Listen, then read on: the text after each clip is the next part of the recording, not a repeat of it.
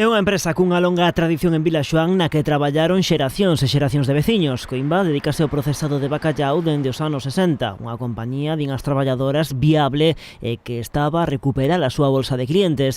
A empresa entrou en concurso de acredores por unha débeda de 400.000 euros con a banca e a Seguridade Social, unha cantidade, entenden, perfectamente asumible pola empresa se houbese vontade. A deuda ca Seguridade Social tampouco é unha deuda tan grande, pode ser asumible se os socios nos axudan e que nos den marxen, que digan, bueno, vamos a probar, vamos facer hasta aquí, a ver, darnos unha oportunidade.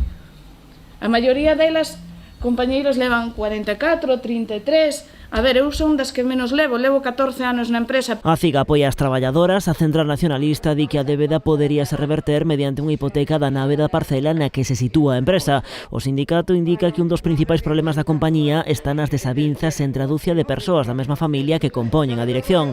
Sospeitan tamén que detrás do concurso de acredores agóchase algo máis, un pelotazo urbanístico pola boa localización dos terreos á beira do mar. Quérense reunir co Concello a semana que ven. Queremos saber como están recalificados os terreos e, sobre todo, o que sí vamos a pedirlle, que unha vez que están agora, penso que están coa revisión do plan xeral, o que vamos a pedir é que eses terreos, se son un chan urbanizable, que volva a chan industrial, e se é chan industrial que siga mantendo con esa recalificación. Mentres o futuro de Coimbra colga dun fío, as traballadoras xa non cobraron o salario deste mes porque a Seguridade Social bloqueou as contas da empresa.